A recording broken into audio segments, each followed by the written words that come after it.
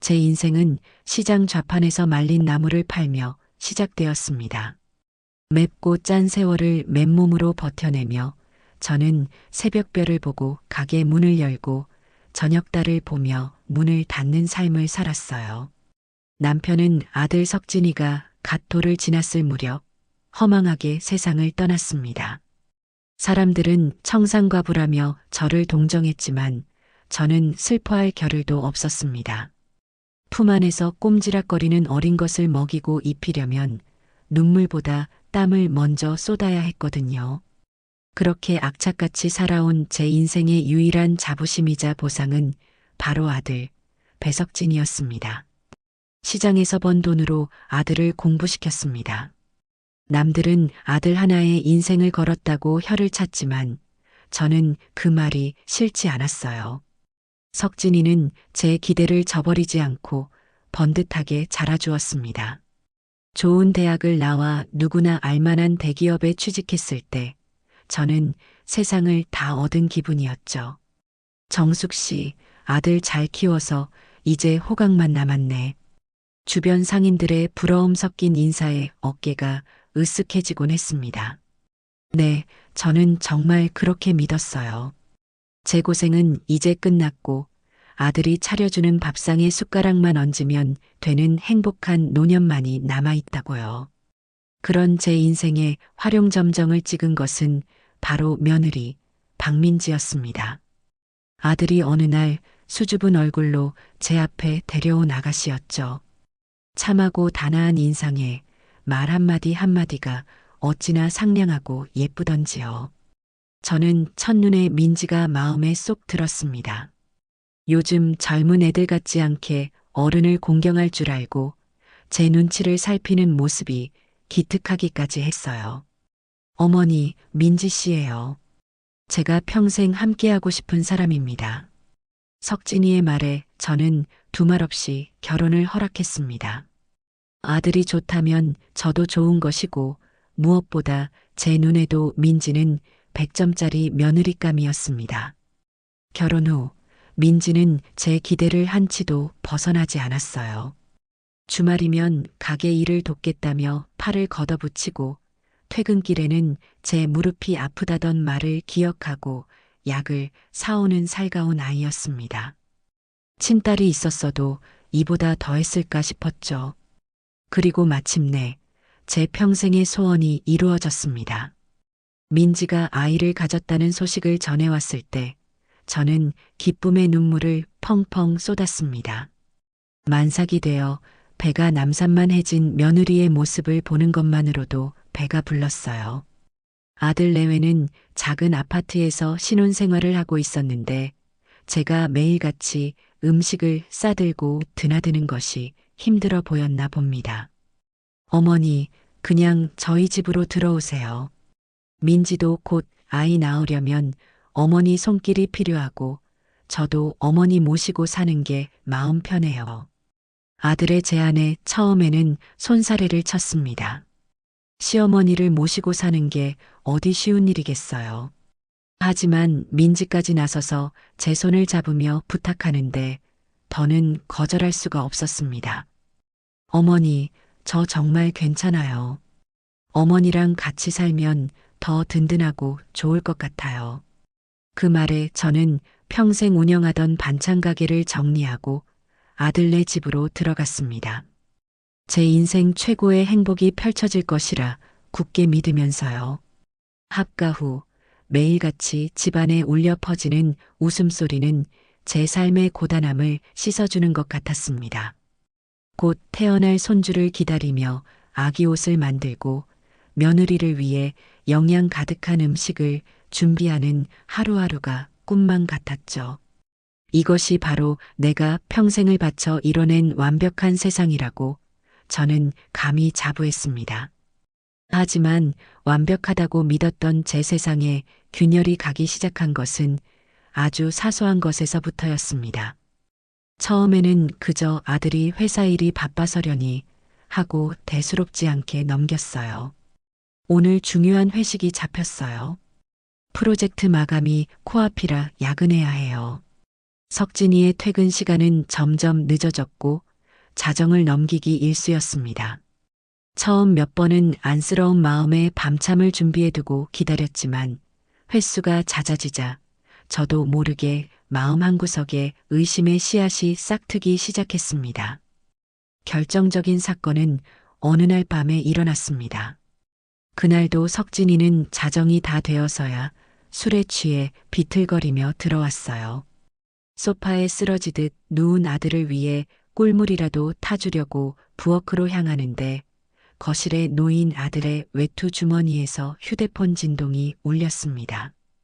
혹시나 급한 전화일까 싶어 화면을 들여다본 순간 저는 제 눈을 의심했습니다. 내 사랑이라고 저장된 이름이 반짝이고 있었거든요. 당연히 며느리 민지일 것이라 생각했지만 민지는 제 옆에서 곤히 잠들어 있었습니다.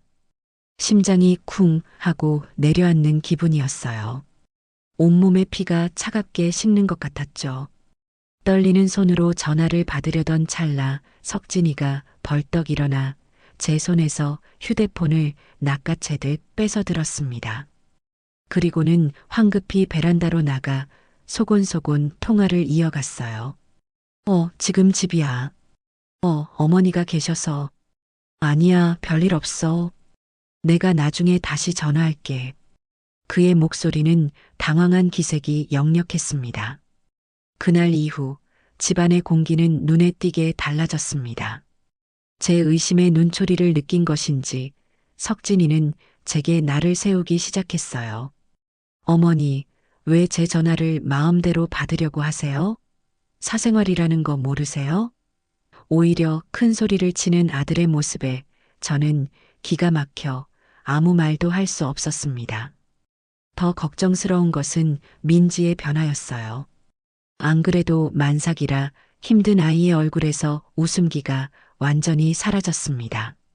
밤마다 뒤척이며 소리 없이 눈물을 삼키는 것을 몇 번이나 목격했지만 제가 아는 척 다가가면 민지는 그저 아이가 자꾸 차서요. 라며 애써 웃어 보일 뿐이었죠. 저는 답답한 마음에 하루는 민지를 붙잡고 물었습니다. 아가, 혹시 무슨 일 있는 거니?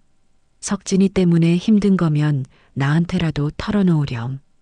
제 말에 민지의 눈동자가 파르르 떨리는가 싶더니 이내 고개를 푹 숙이고 말더군요. 아니에요, 어머님. 저 정말 괜찮아요. 그냥 제가 예민해서 그래요. 더는 묻지 말아달라는 듯한 단호한 태도에 저는 더 이상 아무것도 물을 수 없었습니다. 하지만 직감할 수 있었어요. 저 두 사람 사이에 그리고 우리 가족 사이에 무언가 아주 잘못되어 가고 있다는 것을요. 불길한 예감은 좀처럼 가시지 않고 무거운 납덩이처럼 제 가슴을 짓눌렀습니다. 그렇게 위태로운 평화가 이어지던 어느 날 결국 올 것이 오고야 말았습니다. 창밖에는 장대비가 억수같이 쏟아붓던 밤이었어요. 그날따라 유난히 불안한 마음에 잠을 이루지 못하고 있는데 새벽 2시가 넘은 시간에 전화벨이 요란하게 울렸습니다. 발신자는 아들 석진이었습니다. 석진아, 이 밤중에 웬일이냐? 어머니, 큰일 났어요. 어머니. 수화기 너머로 들려오는 아들의 목소리는 다급함을 넘어 거의 절규에 가까웠습니다. 저는 순간 심장이 멎는 것 같았어요. 혹시 민지에게 무슨 일이라도 생긴 건가 싶어 가슴이 철렁 내려앉았죠. 왜 그래, 아가? 무슨 일이야? 민지는 괜찮은 거니? 민지가. 아들은 한참 동안 말을 잇지 못하고 흐느꼈습니다. 그리고 이내 제 귀를 의심하게 만드는 충격적인 말을 토해냈습니다. 민지가 도망쳤어요. 제 돈이랑 어머니 돈까지 전부 훔쳐서요. 흔적도 없이 사라졌다고요. 뭐, 그게 무슨 소리냐? 아가, 그게 말이 되는 소리야? 사실인걸요. 제가 그동안 말을 못했는데 그 여자 이상한 빚이 있었나 봐요. 그리고 뱃속의 아이도 어쩌면 제 아이가 아니었을지도 몰라요. 그래서 그런 거 아닐까요? 모든 게 거짓이었던 거예요. 저는 그 말을 믿을 수가 없었습니다. 상냥하고 착하기만 하던 민지가 내 돈을 훔쳐서 도망을 가다니요. 뱃속의 아이가 내 손주가 아닐 수도 있다니요. 머릿속이 하얗게 비어버리는 것 같았습니다. 이성을 잃고 소리쳤습니다. 너 지금 제정신으로 하는 소리냐? 민지가 그럴 리가 없어. 너 뭔가 잘못 안 거겠지. 아니에요, 어머니. 제가 직접 확인했어요. 통장이 전부 비어 있다고요. 제가 그 여자를 찾아서 다 해결할게요. 어떻게든 돈 찾아올 테니 어머니는 일단. 그 말을 끝으로 전화는 툭 하고 끊겼습니다. 저는 망연자실한 채로 휴대폰을 붙들고 한참을 서 있었습니다. 빗소리가 제 심장 소리처럼 거세게 들려왔어요. 아니야, 이건 악몽이야. 믿을 수 없어. 저는 비틀거리는 걸음으로 안방으로 향했습니다. 민지와 석진이가 함께 쓰던 방은 불이 꺼진 채 텅 비어 있었습니다. 장롱문은 활짝 열려 있었고 민지가 아끼던 옷 몇 가지와 소지품들이 사라져 있었어요. 정신없이 서랍을 뒤져 제가 평생 모아두었던 통장을 찾아냈습니다. 혹시나 하는 마음에 떨리는 손으로 통장 맨 뒷장을 확인하는 순간 저는 그 자리에 주저앉고 말았습니다. 0원. 선명하게 찍힌 숫자 앞에서 눈앞이 캄캄해졌어요. 시장에서 쭈그리고 앉아 남을 팔아번 돈, 아들 장가 보내고 남은 내 노후 자금, 곧 태어날 손주에게 뭐라도 해주고 싶어 한 푼 두 푼 모았던 내 평생의 피와 땀이었습니다. 그 모든 것이 하룻밤 사이에 먼지처럼 사라져버린 것이었죠. 하늘이 무너진다는 게 이런 기분일까요? 숨이 쉬어지지 않았습니다. 가슴을 쥐어뜯으며 소리 없이 오열했습니다. 그토록 예뻐했던 며느리에 대한 배신감, 내 아들을 기만하고 내 돈까지 훔쳐 달아난 그 아이에 대한 증오가 머리끝까지 차올랐어요. 그리고 동시에 그런 못된 것을 며느리로 들인 제 자신에 대한 원망과 아들을 제대로 지켜주지 못했다는 죄책감이 저를 덮쳤습니다. 폭풍우가 몰아치던 그날 밤, 제 완벽했던 세상은 그렇게 산산조각 나버렸습니다. 아들과 며느리는 동시에 사라졌고 저는 한순간에 모든 것을 잃은 빈털터리가 되어 텅 빈 집에 홀로 남겨졌어요. 그 지옥 같았던 밤의 시작을 저는 아직도 잊을 수가 없습니다. 그날 이후 제 시간은 멈춰버렸습니다. 폭풍우가 핥히고 간 집은 고요했지만 제 머릿속은 수만 가지 생각과 감정들이 뒤엉켜 더 큰 폭풍우가 몰아치고 있었어요. 뜬 눈으로 밤을 새우고 동이 트자마자 저는 무슨 정신이었는지 경찰서로 달려갔습니다. 퉁퉁 부은 눈으로 밤사이 일어난 일을 횡설수설 설명했지만 제 이야기를 듣는 젊은 경찰의 표정은 시큰둥하기만 했습니다. 그는 하품을 쩍하며 심드렁하게 물었죠. 그러니까 할머님 말씀은 며느리가 돈을 갖고 아드님이랑 같이 나갔다. 이 말씀이시죠? 아니요. 며느리가 돈을 훔쳐서 도망갔고 내 아들은 그년을 잡으러 나간 거라니까요.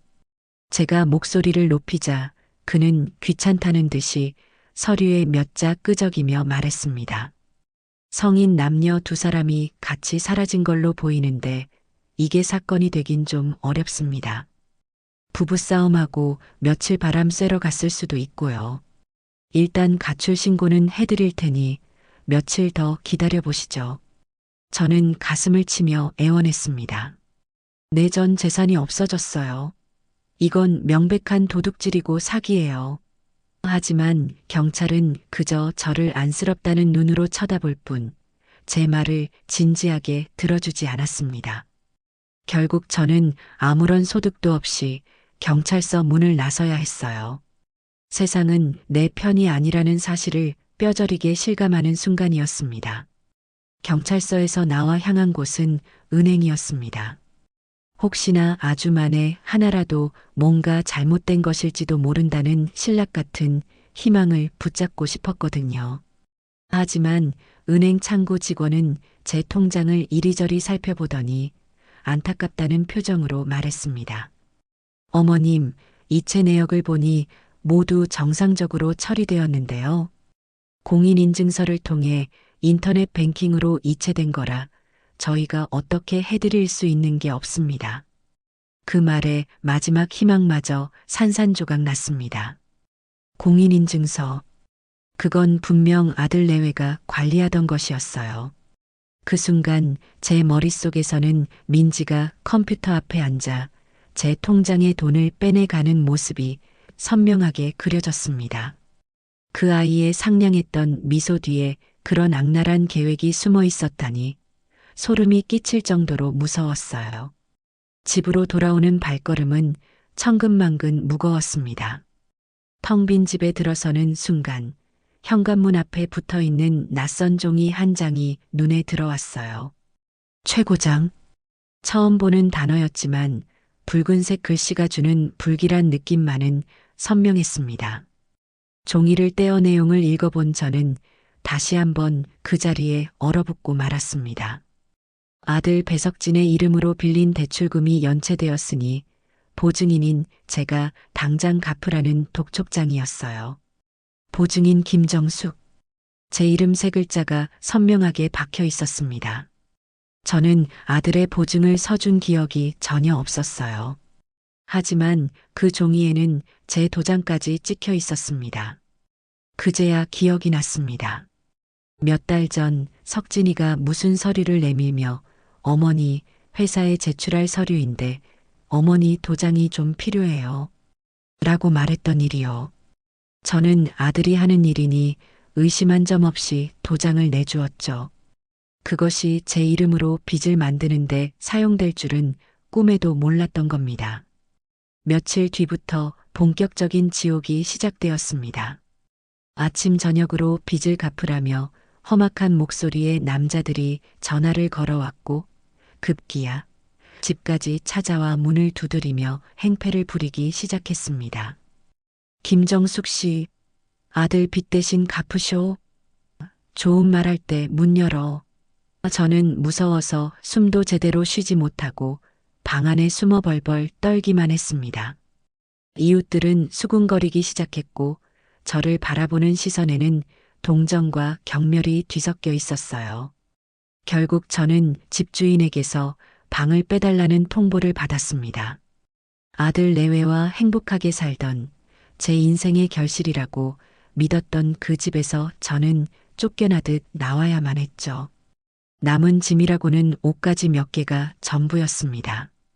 평생 일군 반찬가게 권리금까지 전부 아들 결혼 자금에 보태고 남은 돈은 통장에 넣어뒀는데 그 돈마저 사라졌으니 저는 하루아침에 알거지가 된 셈이었죠. 갈 곳 없는 제가 찾아간 곳은 시장 구석의 허름한 여인숙이었습니다. 눅눅하고 곰팡이 냄새가 진동하는 작은 방에 누워 저는 매일 밤 눈물로 베개를 적셨습니다. 민지, 이 악독한 것. 너 때문에 내 인생이 이게 무슨 꼴이람. 내 아들 인생은 또 어떡하고. 며느리에 대한 증오와 원망을 곱씹으며 저는 하루하루를 버텼습니다. 그 아이를 미워하지 않으면 이 모든 불행의 화살이 제 아들과 저에게로 향할 것 같아 두려웠기 때문입니다.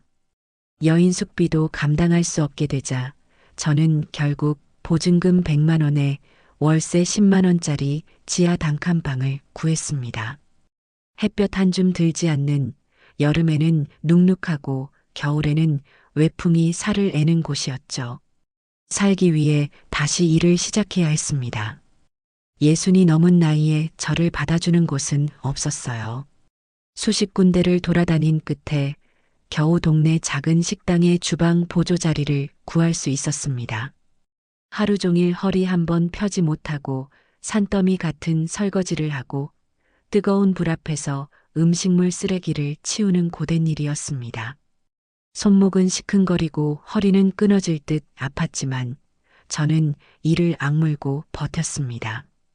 어떻게든 살아서 내 아들이 돌아오는 것을 봐야 했고 그 악독한 며느리에게 복수해야 했으니까요. 식당 동료들은 제 사정을 어렴풋이 알고 수군거렸습니다. 아이고, 저 할머니 딱하기도 하지. 며느리한테 전 재산 다 털리고 아들은 행방불명이라며? 그러게 말이야. 사람을 어떻게 믿고 돈을 다 맡긴대? 그러니 저 고생을 하지. 그들의 말이 비수처럼 가슴에 박혔지만 저는 아무렇지 않은 척 묵묵히 제 일만 했습니다. 제 마음속에는 오직 한 가지 생각뿐이었어요. 내 아들은 피해자다. 석진이는 지금도 저 못된 여자를 잡기 위해 어디선가 고생하고 있을 것이다. 그렇게 믿지 않으면 무너져 내리는 제 삶을 지탱할 수가 없었습니다. 그렇게 1년이라는 시간이 흘렀을까요? 지옥 같은 하루하루를 겨우 버텨내던 어느 날 낯선 주소로부터 편지 한 통이 도착했습니다. 떨리는 손으로 편지를 뜯어보니 그 안에는 익숙한 아들의 필체가 담겨 있었습니다. 어머니, 죄송합니다.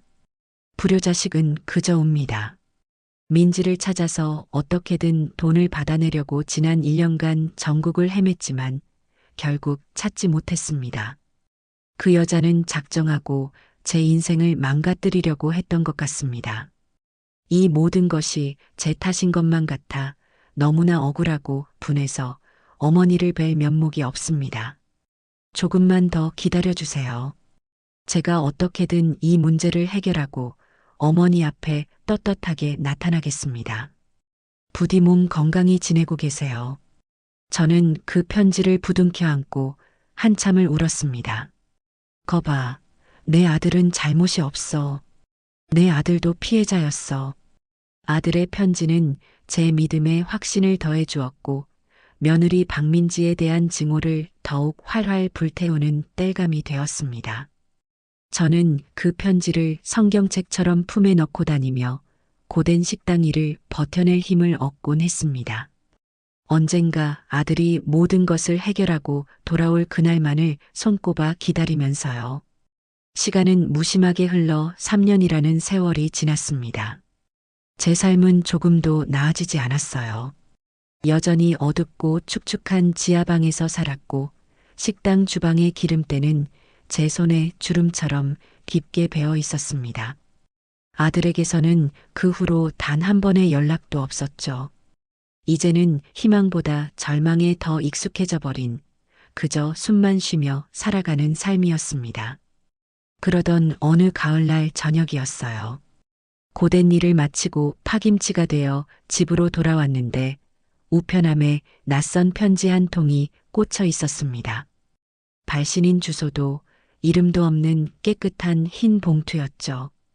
빛 독촉장은 아닐까 싶어 가슴이 철렁했지만 왠지 모를 기묘한 느낌에 이끌려 봉투를 열었습니다.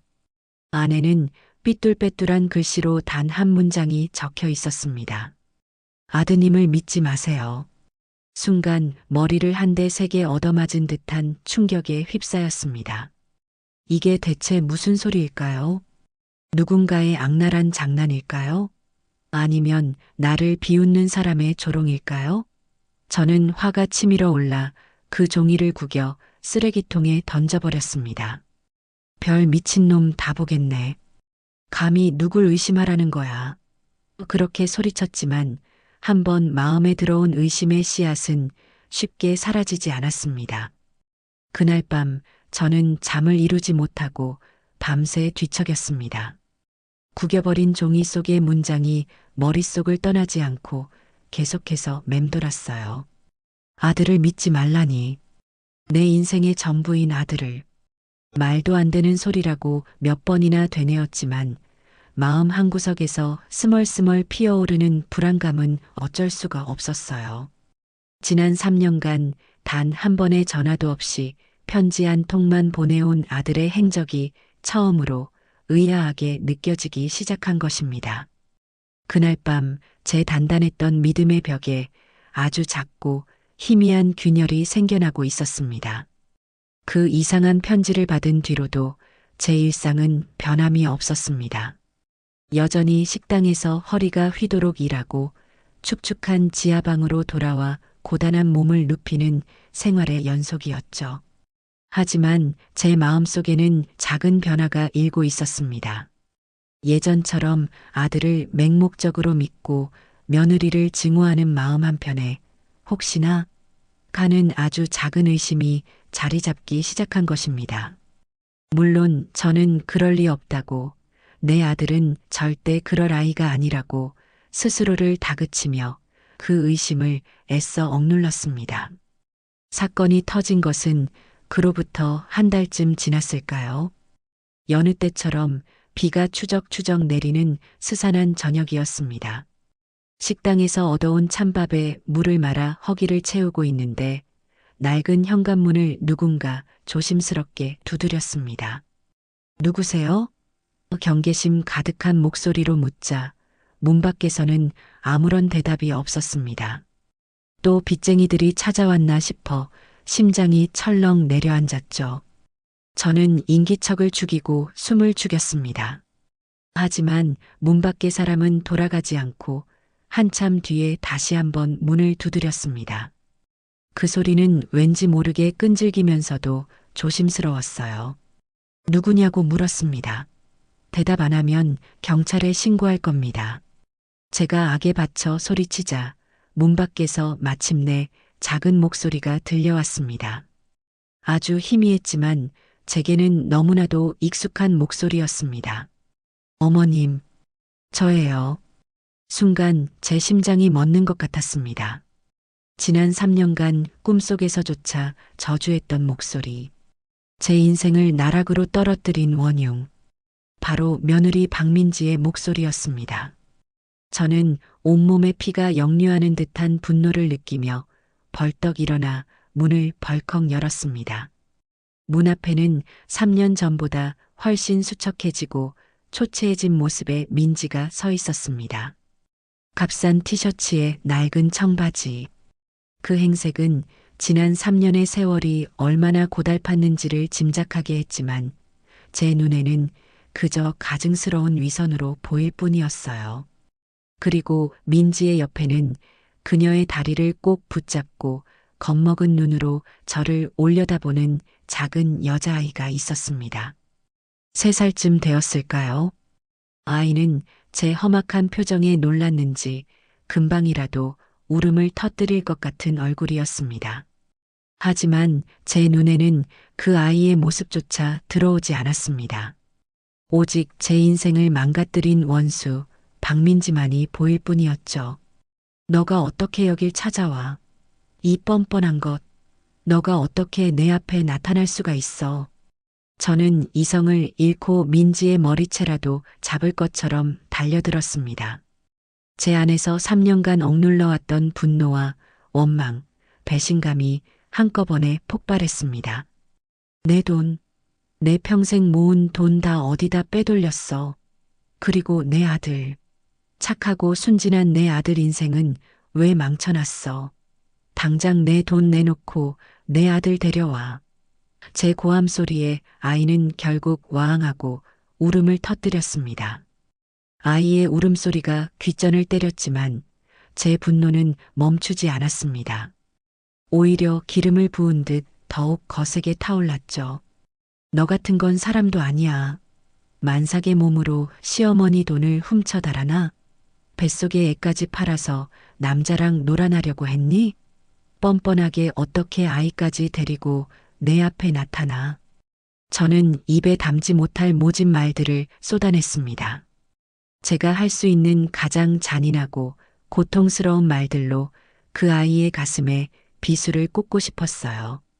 하지만 민지는 제 예상과 달랐습니다. 그녀는 도망가지도 변명하지도 함께 소리치지도 않았어요. 그저 쏟아지는 제 욕설과 원망을 온몸으로 묵묵히 받아내고 있었습니다. 눈물을 뚝뚝 흘리면서도 아이를 자신의 등 뒤로 감싸 안으며 저를 똑바로 쳐다보고 있었죠. 그 눈빛에는 두려움이나 죄책감보다는 무언가 설명할 수 없는 단단한 슬픔과 결심 같은 것이 담겨 있었습니다. 한참을 울부짖으며 악을 쓰다 보니 저도 결국 지쳐버렸습니다. 숨이 턱까지 차올라 바닥에 주저앉아 헐떡였죠. 집안에는 제 거친 숨소리와 아이의 서러운 울음소리만이 가득했습니다.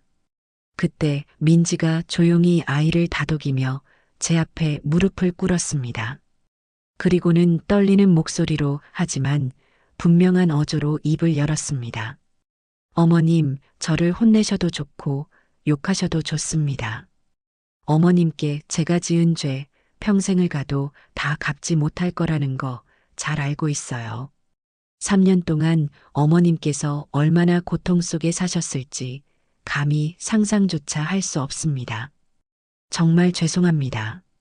민지는 진심으로 용서를 구하는 듯 바닥에 이마를 대고 흐느꼈습니다. 하지만 저는 그 모습조차 연기로 보였습니다. 이제 와서 그런다고 내가 용서할 것 같아? 악어의 눈물 따위 집어치워. 제가 차갑게 쏘아붙이자 민지는 천천히 고개를 들었습니다. 눈물로 얼룩진 그녀의 얼굴은 처참했지만 그 눈빛만은 조금도 흔들리지 않았어요. 어머님, 저 용서받으려고 온 거 아닙니다. 어머님께 모든 진실을 말씀드리려고 왔어요. 진실? 진실 같은 소리 하고 있네. 너가 내 돈 훔쳐서 딴 놈이랑 눈 맞아서 도망친 게 진실이지. 무슨 진실이 또 있다는 거야? 제 비아냥에도 민지는 흔들리지 않았습니다. 그녀는 품에서 손수건을 꺼내 울고 있는 아이의 눈물을 닦아주더니 다시 한번 저를 똑바로 바라보며 말했습니다. 그 목소리는 나지막했지만 그 안에 담긴 무게는 결코 가볍지 않았습니다. 어머님께서 알고 계신 모든 것은 사실이 아닙니다. 뭐? 어머님이 알고 계신 건 전부 배석진 씨가 꾸며낸 이야기예요. 저는 도망친 게 아니라 도망쳐야만 했습니다. 어머님을 위해서, 그리고 이 아이를 위해서요. 민지의 충격적인 말에 저는 순간 할 말을 잃었습니다. 이게 대체 무슨 뚱딴지 같은 소리인가 싶었죠. 너 지금 이 상황을 벗어나려고 말도 안 되는 거짓말을 하는 거지? 제가 비웃으며 말하자 민지는 더 이상 말을 잇지 않고 옆에 놓아두었던 낡은 가방을 열었습니다. 그리고 그 안에서 두툼한 서류 뭉치 하나를 꺼내 제 앞에 조심스럽게 내려놓았습니다. 누렇게 변색된 종이들과 사진 몇 장, 그리고 빼곡하게 무언가 적힌 노트였습니다. 어머님, 제가 지난 3년간 왜 사라져야만 했는지, 그리고 배석진 씨가 대체 어떤 사람이었는지 어머님 눈으로 직접 확인하셔야 할 것 같아요. 서류 뭉치를 내려다보는 제 심장이 미친 듯이 뛰기 시작했습니다. 불길한 예감이 온몸을 감쌌어요. 아니, 이건 저 여자의 속임수야. 나를 혼란스럽게 하려는 거짓말일 뿐이야. 그렇게 생각하면서도 제 손은 저도 모르게 서류 뭉치를 향해 뻗어나가고 있었습니다. 3년 전 제 믿음의 벽에 작은 균열을 냈던 그 익명의 편지 속 문장이 다시 한번 머릿속을 스쳐 지나갔습니다. 아드님을 믿지 마세요. 그 순간 저는 앞으로 펼쳐질 진실이 제가 감당할 수 없는 무게일지도 모른다는 끔찍한 예감에 휩싸였습니다. 비에 젖어 축축하고 차가운 공기가 가득한 지하방 안, 저는 민지가 내민 서류 뭉치 앞에서 얼어붙은 듯 앉아 있었습니다. 제 앞에는 지난 3년간의 고통과 증오의 대상이었던 며느리가 무릎을 꿇고 앉아 있었고 그 옆에는 낯선 아이가 눈물을 그렁이며 저를 바라보고 있었죠. 제 머릿속은 이건 함정이다. 속아서는 안 된다는 경고음이 시끄럽게 울리고 있었지만 제 손은 이미 서류 뭉치 위로 올라가 있었습니다. 진실을 마주하는 것이 두려웠지만 동시에 외면할 수도 없는 강렬한 이끌림이었습니다. 떨리는 손끝으로 맨 위에 놓인 종이 한 장을 집어들었습니다. 그것은 은행 거래 내역서였습니다. 이름란에는 선명하게 배석진 세 글자가 찍혀 있었어요.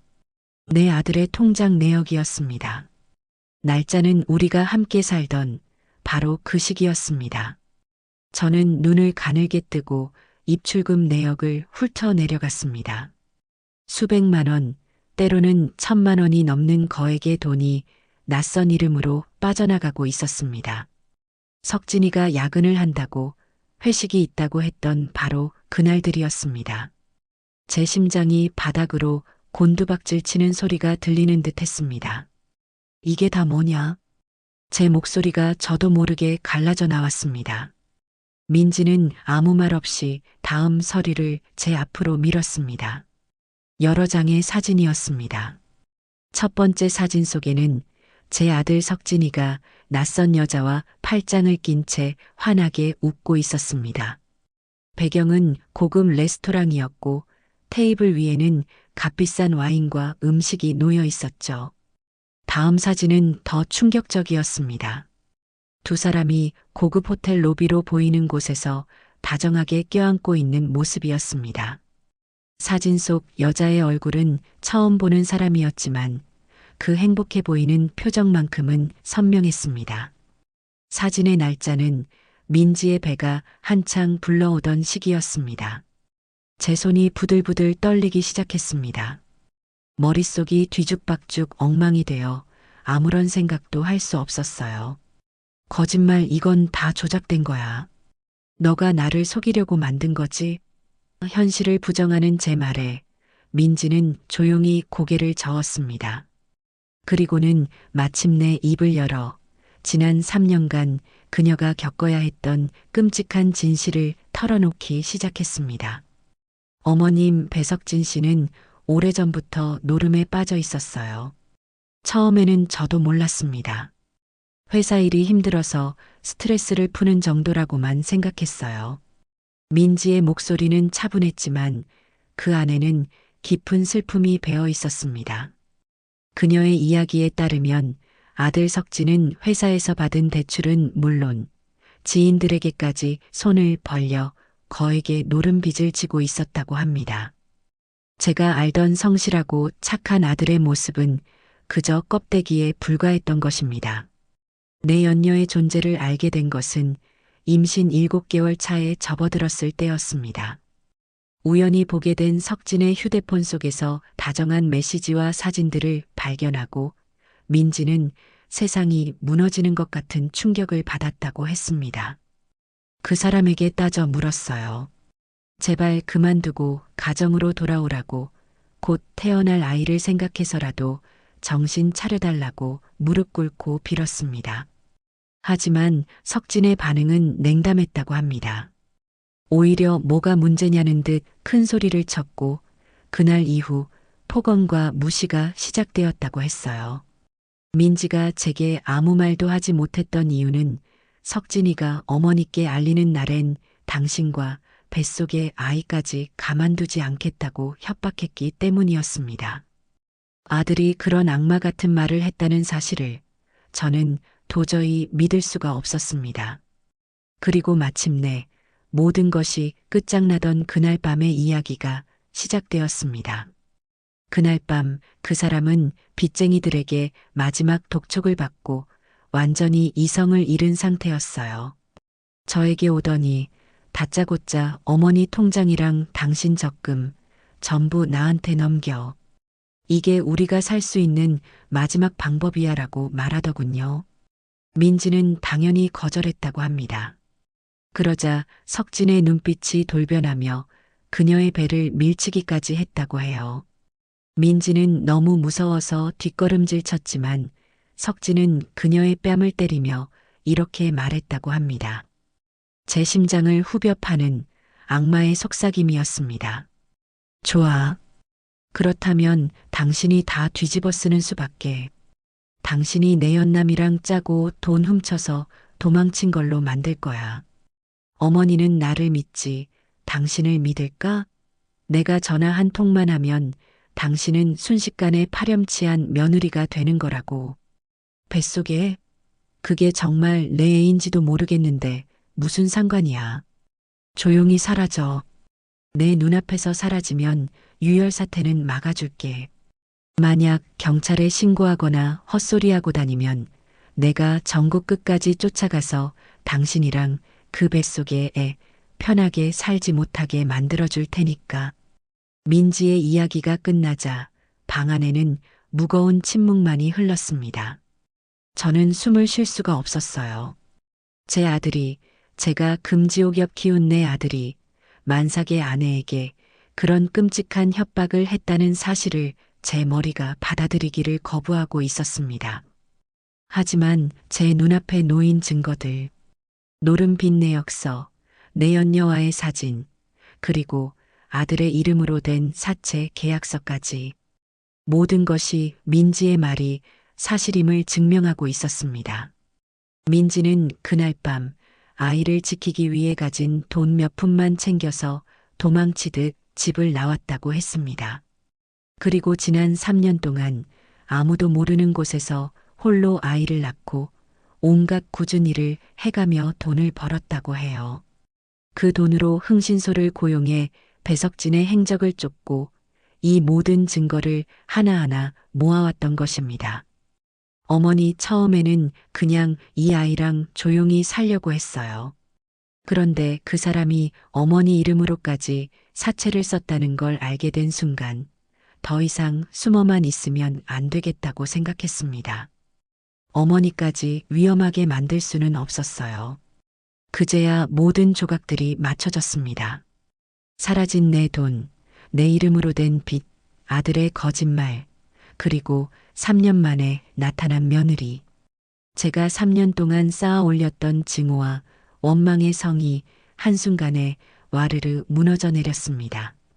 그 자리에는 제 아들에 대한 혐오감과 눈앞의 며느리에 대한 미안함, 그리고 제 자신에 대한 참을 수 없는 부끄러움만이 남았습니다.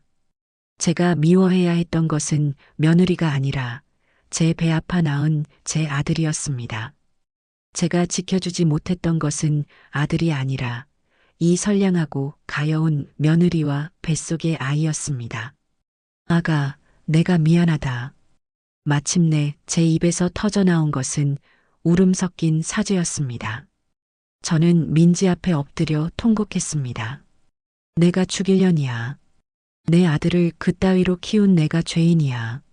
아무것도 모르고 너를 원망하고 저주했던 나를 용서하지 마라. 저는 바닥에 머리를 찌우며 울부짖었습니다. 지난 3년간의 고통이 어리석었던 제 자신에 대한 한탄이 한꺼번에 터져 나왔습니다. 그러자 민지가 다가와 제 어깨를 부축해 일으켜 주었습니다. 그녀 역시 눈물을 펑펑 쏟고 있었어요. 아니에요, 어머니. 어머니 잘못이 아니에요. 저라도 그랬을 거예요.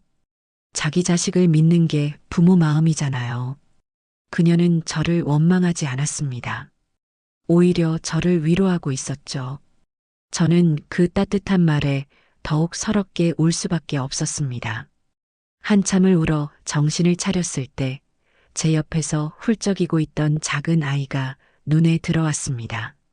민지가 아이를 제 앞으로 데려왔습니다. 어머니, 인사드려요. 어머님 손녀, 소미예요. 저는 떨리는 눈으로 아이를 바라보았습니다. 아이는 제 아들 석진의 어릴 적 모습을 꼭 빼닮아 있었습니다. 하지만 겁에 질려 동그래진 눈망울은 제 앞에서 억울함을 토해내던 민지의 눈과 같았어요.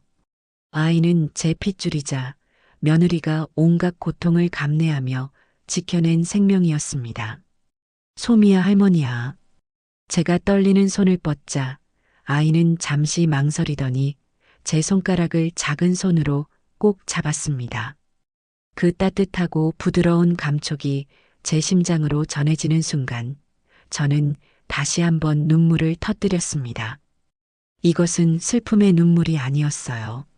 제 어리석음을 씻어내고 새로운 삶의 이유를 찾은 참회의 눈물이자 다짐의 눈물이었습니다. 저는 다짐했습니다.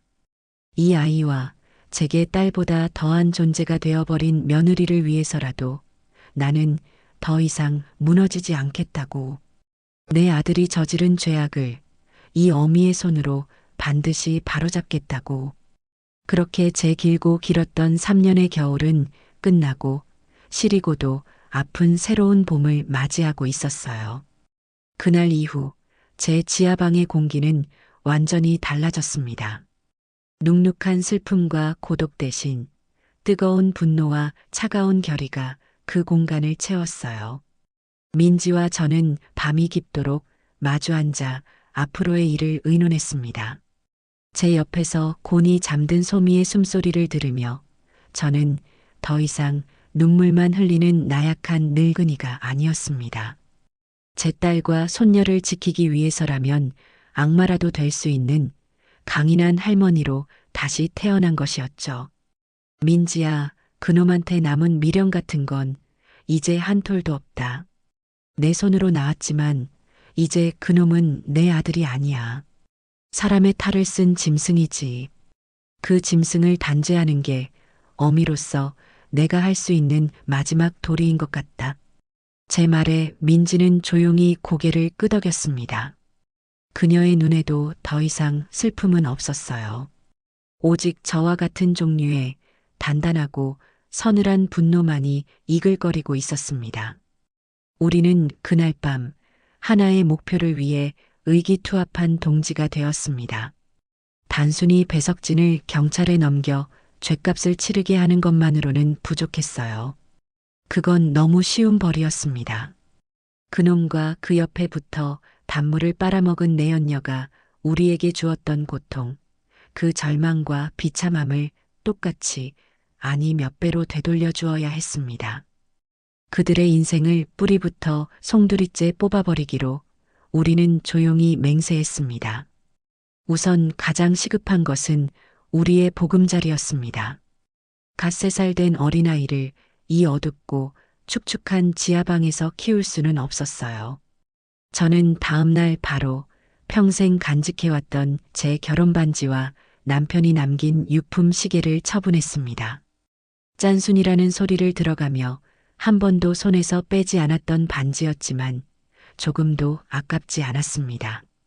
과거에 얽매여 살기엔 우리가 앞으로 함께 만들어가야 할 미래가 더 중요했으니까요.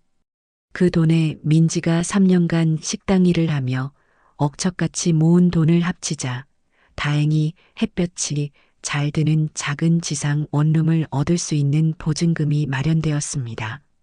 새로운 집으로 이사하던 날 소미는 제 품에 안겨 창밖으로 들어오는 햇살을 보며 까르르 웃었습니다. 그 웃음소리를 듣는 순간 저는 비로소 제가 왜 살아야 하는지를 깨달았어요. 소미야, 이제부터는 할머니가 우리 강아지 좋은 것만 보고 좋은 것만 듣게 해줄게. 제 말에 아이는 알아들었다는 듯 제 볼에 작은 입술을 쪽 맞추었습니다. 그 온기에 제 마음속 복수의 칼날은 더욱 날카롭게 벼려졌습니다. 새로운 보금자리에서 우리의 본격적인 복수 계획이 시작되었습니다. 민지가 지난 3년간 모아온 증거는 상상 이상으로 치밀했어요. 배석진의 노름빈 내역과 사채 계약서는 물론 내연녀의 신상 정보, 그녀의 가족관계, 그리고 그들이 현재 우리 돈으로 차린 카페의 위치와 규모까지 상세하게 기록되어 있었습니다. 민지는 배석진에게 버림받은 후 한순간도 그에 대한 추적을 멈추지 않았던 겁니다. 홀로 아이를 키우며 이 모든 것을 해냈다는 사실에 저는 며느리에 대한 미안함과 존경심을 동시에 느꼈습니다. 어머니, 이게 제가 가진 전부예요. 배석진 씨는 지금 최수아라는 여자와 함께 지방 소도시에서 카페를 운영하고 있어요. 카페 명의는 최수아로 되어 있고 배석진 씨는 뒤에서 실질적인 사장 노릇을 하고 있는 것 같아요. 최수아의 아버지가 그 지역에서 작은 건설회사를 운영하는 유지라 아마 그쪽 돈도 꽤 들어갔을 겁니다. 민지의 설명을 들으며 저는 배석진이라는 인간의 교활함에 다시 한번 치를 떨었습니다. 자신을 완벽하게 숨기고 새로운 여자와 그녀의 집안의 기생에 호의호식하고 있었던 겁니다. 경찰에 바로 신고하는 건 어떨까요? 민지의 조심스러운 제안에 저는 고개를 저었습니다. 아니, 지금 신고하면 그놈은 분명 최수아에게 모든 걸 뒤집어 씌우고 꼬리 자르기를 할 게 뻔하다. 우리는 증거가 부족하고 최수아 집안에서는 돈으로 유능한 변호사를 사서 막아내겠지. 그럼 기껏해야 몇 년 살고 나와서 또 똑같은 짓을 반복할 거야. 그렇게는 안 돼. 저는 낡은 돋보기를 꺼내 쓰고 민지가 가져온 자료들을 하나하나 꼼꼼히 살폈습니다. 배석진의 약점, 그리고 최수아라는 여자의 약점을 파고들어야 했습니다. 몇 날 며칠을 밤새워 자료를 분석한 끝에 우리는 몇 가지 중요한 사실을 발견했습니다. 첫째, 배석진은 여전히 노름을 끊지 못하고 있었다. 민지가 고용한 흥신소의 마지막 보고서에는 그가 한 달에 2번씩 몰래 다른 도시의 불법 노름장을 드나든다는 내용이 있었습니다. 둘째, 최수아라는 여자는 자존심이 매우 강하고 특히 가족과 주변 사람들의 시선에 극도로 예민한 성격이라는 것이었습니다. 그녀의 SNS는 온통 명품과 비싼 음식, 그리고 행복한 연인 코스프레로 가득 차 있었죠. 셋째, 최수아의 아버지는 탈세와 비자금 문제로 몇 번 구설에 오른 적이 있는 깨끗하지 못한 사업가였습니다. 됐다. 길이 보인다. 저는 무릎을 탁 쳤습니다. 우리의 복수는 3단계로 진행될 것이었습니다. 첫 번째는 경제적 압박. 그들의 돈줄을 완벽하게 말려버리는 겁니다. 두 번째는 사회적 고립. 그들이 자랑스러워하는 명예와 평판을 진흙탕에 처박는 겁니다. 그리고 마지막 3번째, 모든 것을 잃고 혼자가 된 그들을 법의 심판대에 세우는 것이었습니다. 민지야, 이제부터는 전쟁이다. 정신 똑바로 차려야 해. 네, 어머니. 저 각오되어 있어요. 우리의 첫 번째 작전은 정보 수집이었습니다. 적을 완벽하게 무너뜨리려면 적의 심장부로 직접 들어가야 했습니다. 저는 며칠 뒤 가장 낡고 허름한 옷을 골라 입고 배낭 하나를 맨 채 그들이 살고 있는 지방 소도시로 향하는 버스에 몸을 실었습니다. 제 모습은 영락없는 도시 생활에 지쳐 귀농을 꿈꾸는 촌스러운 늙은이였죠. 도시에 도착한 저는 가장 먼저 그들의 카페 주변에 허름한 월세방을 하나 얻었습니다. 그리고 다음 날부터 본격적인 탐색을 시작했어요. 저는 매일 아침 동네 공원에서 운동을 하며 다른 노인들과 스스럼 없이 어울렸고 오후에는 읍내 시장을 돌아다니며 상인들과 안면을 텄습니다. 서울에서 자식들 다 키워놓고 조용한 데서 살려고 내려왔다는 제 거짓말에 사람들은 아무런 의심 없이 경계를 풀고 저를 대했습니다. 그렇게 며칠간 동네의 지리와 인심을 파악한 뒤 저는 마침내 그들의 카페로 향했습니다. 로즈커피, 장밋빛 인생이라는 뜻의 간판이 역겹게 느껴졌습니다. 남의 피눈물로 이룬 장밋빛 인생이라니. 저는 손님인 척 카페에 들어가 가장 구석진 자리에 앉았습니다. 카페 내부는 고급스러운 가구와 소품들로 꾸며져 있었고 손님도 꽤 많았어요. 카운터에는 화려한 옷차림의 최수아가 도도한 표정으로 서 있었고 배석진은 주방과 홀을 오가며 손님들을 상대하고 있었습니다. 3년 만에 보는 아들의 얼굴은 기름기가 자르르 흘렀고 값비싼 시계와 옷으로 치장한 모습이었습니다. 저와 민지, 소미가 지하 단칸방에서 고통받는 동안 그는 이곳에서 저런 모습으로 행복을 만끽하고 있었던 겁니다. 제 안에서 뜨거운 분노가 치밀어 올랐지만 저는 애써 표정을 감추고 조용히 커피만 마셨습니다. 그날 이후 저는 매일같이 카페를 찾아갔습니다.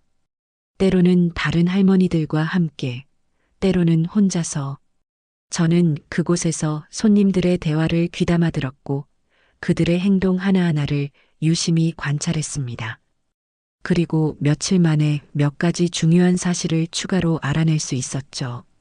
그들은 비싼 디저트 메뉴나 원두를 판매할 때는 의도적으로 현금 결제를 유도했고 카드 단말기가 고장났다는 핑계를 대기 일쑤였습니다. 전형적인 탈세 수법이었죠. 또한 배석진은 최수아가 자리를 비울 때마다 젊고 예쁜 여자 손님들에게 과도한 친절을 베풀며 추파를 던졌고 최수아는 그런 그의 행동에 매우 질투심을 느끼며 여러 번 다투는 모습을 보였습니다. 가장 큰 수확은 동네 부동산에서 얻었습니다. 저는 집을 알아보러 온 척 부동산에 들러 사장님과 이야기를 나누다 자연스럽게 로즈커피에 대한 이야기를 꺼냈습니다. 거기 사장님들이 참 보기 좋던데 부부인가 봐요? 제 질문에 부동산 사장님은 혀를 차며 말했습니다. 부부는 무슨, 그냥 동거하는 거지. 여자 쪽 집안이 돈이 좀 많아서 남자가 꽉 잡혀 사는 것 같더구먼.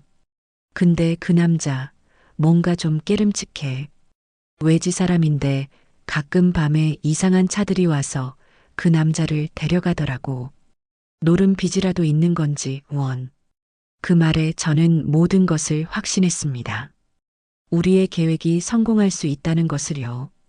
저는 서울로 돌아오는 버스 안에서 복수의 시나리오를 구체적으로 써내려가기 시작했습니다. 창밖으로 스쳐 지나가는 풍경을 보며 저는 조용히 다짐했습니다. 배석진, 최수아, 너희들의 장밋빛 인생은 이제 끝났어. 이제부터는 내가 너희들에게 진짜 지옥이 무엇인지 보여줄 테니 기대해도 좋아.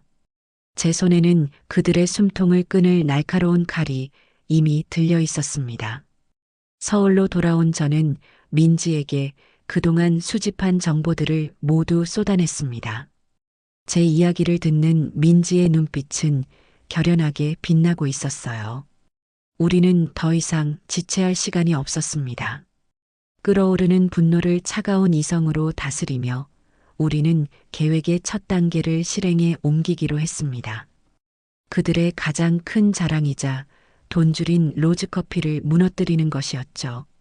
우리의 첫 번째 공격은 세금 폭탄이었습니다. 저는 며칠 밤낮으로 머리를 싸매고 익명의 투서 한 장을 작성했습니다. 단순히 탈세하는 것 같다는 식의 두루뭉술한 내용은 아니었어요. 제가 직접 보고 들은 구체적인 사실들을 최대한 상세하게 담았습니다. 로즈커피는 고가의 디저트 메뉴와 원두 판매 시 의도적으로 현금 결제를 유도하며 매출을 누락하고 있습니다. 사장인 최수아 씨는 사업자 등록증 상해 대표일 뿐 실질적인 운영은 동거남인 배석진 씨가 하고 있으며 이 자금의 출처가 매우 불분명합니다. 배석진 씨는 정기적으로 불법 노름장을 출입하며 카페 수익금을 노름 자금으로 탕진하고 있다는 소문이 파다합니다. 등 세무서 직원들이 구미가 당길 만한 자극적인 내용들을 교묘하게 섞었죠.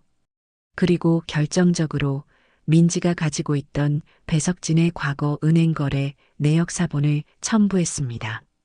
거액의 현금이 수시로 입출금되었던 기록은 그의 자금 흐름에 문제가 있다는 제 주장을 뒷받침하는 완벽한 증거가 되어줄 것이었습니다.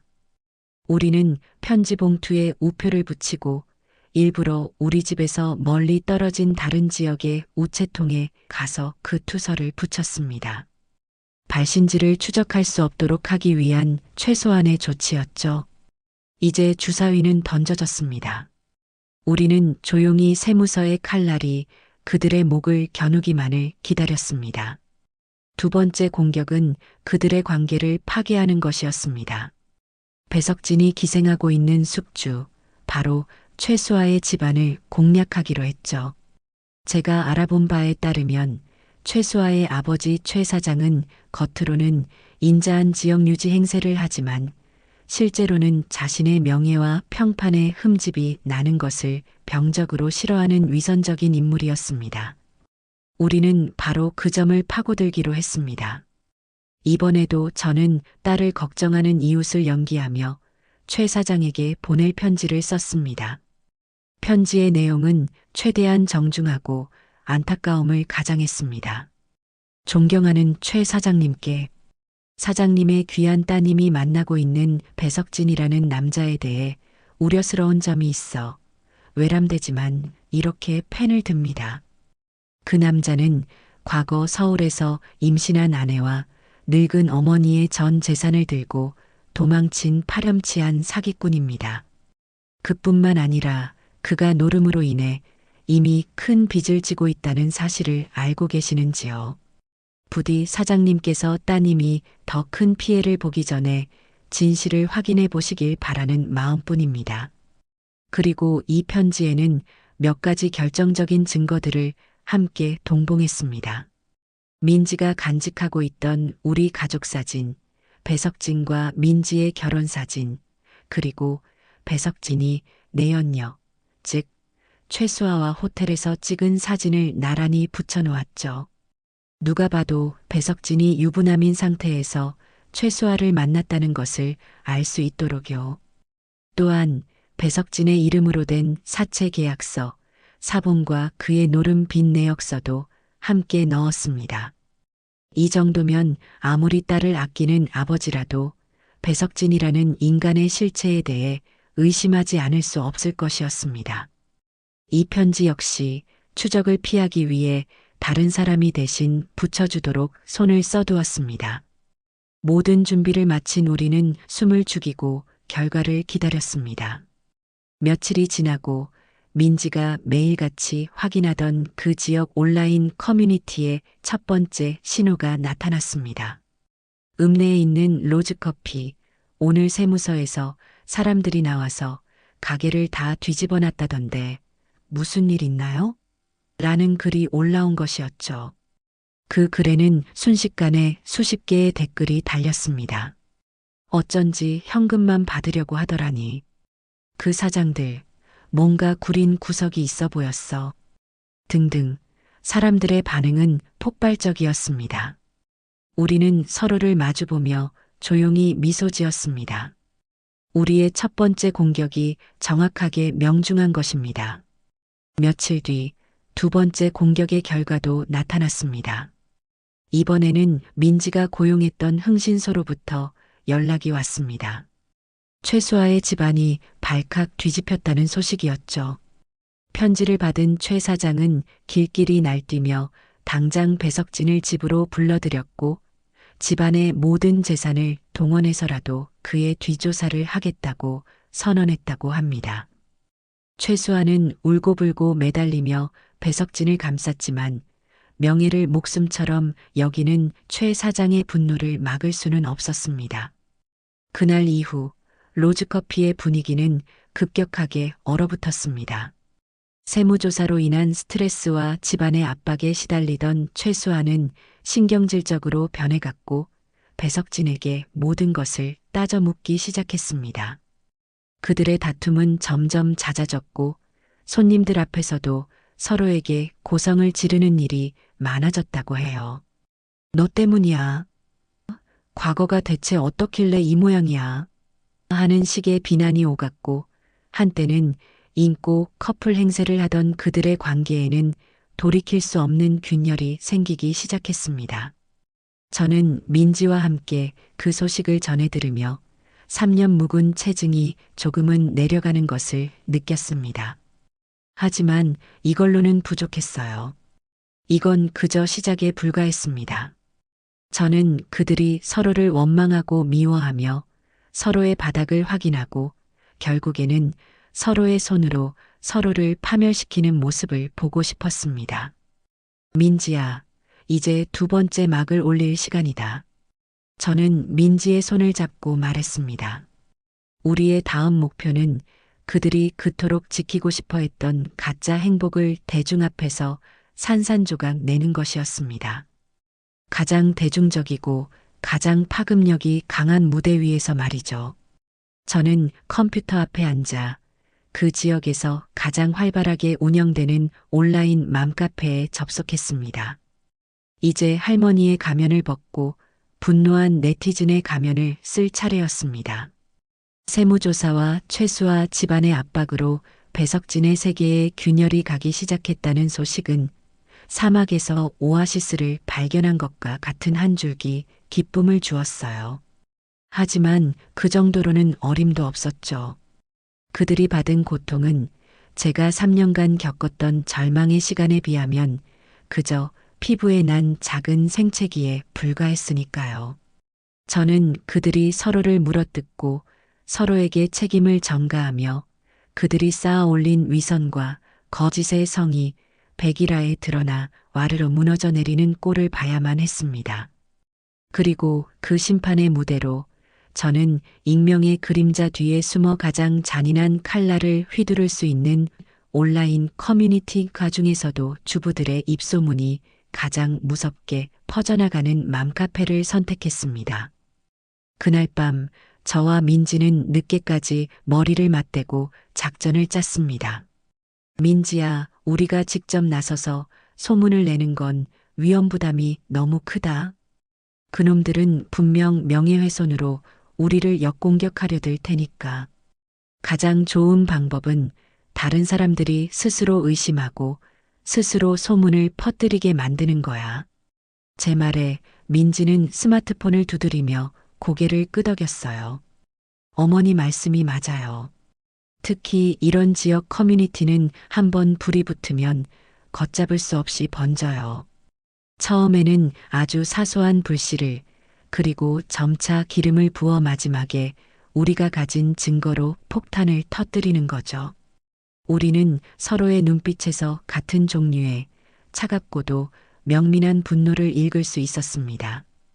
저는 민지의 도움을 받아 대포폰을 하나 개설하고 그것으로 그 지역에서 가장 회원수가 많은 맘카페에 가입했습니다. 아이디는 일부러 조금 촌스럽고 정의감에 불타는 듯한 느낌을 주기 위해 은방울꽃으로, 닉네임은 정의는 살아있다로 지었죠. 프로필 사진은 길가의 핀 들국화 사진으로 설정했어요. 누가 봐도 세상 물정 잘 모르는 순수한 중년 여성의 모습으로 보이도록 말이에요. 우리의 첫 번째 공격은 아주 신중하고 또 자연스럽게 시작되어야 했습니다. 저는 며칠 동안 카페의 다른 글들을 읽으며 그곳의 분위기와 말투를 익혔습니다. 그리고 마침내 첫 번째 글을 올렸어요. 안녕하세요. 얼마 전 이쪽으로 이사온 50대 주부입니다. 동네 구경하다가 인테리어가 너무 예쁜 카페가 있기에 들어가 봤는데 비앙 로지였나? 그런데 분위기에 비해 커피 맛이 너무 실망스러워서요. 혹시 저만 그렇게 느낀 건가요? 원두를 너무 태운 건지 끝 맛이 쓰고 탄 맛이 너무 강하더라고요. 응대하시는 젊은 사장님들도 좀 시크한 것 같고 요즘 스타일인 건지 제가 너무 옛날 사람이라 그런가 싶어 다른 분들 의견은 어떠신지 여쭤봅니다. 이 글의 핵심은 나만 그런가 하고 다른 사람들의 동의를 구하는 것이었어요. 사람들은 자신의 경험을 이야기하고 싶어 하는 심리가 있으니까요. 제 예상은 정확하게 들어맞았습니다. 글을 올린 지 1시간도 채 되지 않아 댓글이 폭발적으로 달리기 시작했어요. 어머, 제 마음을 그대로 읽으셨네요. 저도 얼마 전에 남편이랑 갔다가 커피 한 모금 마시고 그냥 나왔어요. 돈 아까워서. 맞아요. 특히 그 여자 사장, 사람을 위아래로 훑어보는 기분이랄까? 명품으로 치장하고 엄청 도도하게 구는데 손님인 제가 다 주눅 들더라고요. 저는 남자 사장이 더 별로였어요. 능글맞게 웃으면서 괜히 말 거는데 눈빛이 좀 부담스러웠어요. 저희 남편이 옆에서 엄청 불쾌해했다니까요. 거기 위생도 좀 의심스럽던데요. 테이블 닦는 행주에서 쉰내 나는 것 같았어요. 저와 비슷한 경험을 한 사람들의 불만이 복물처럼 터져 나왔습니다. 이미 세무조사 소문으로 흉흉했던 민심에 제 글은 작은 불씨를 던진 셈이었죠. 저는 제 글에 달린 댓글 하나하나에 저만 그런 게 아니었군요.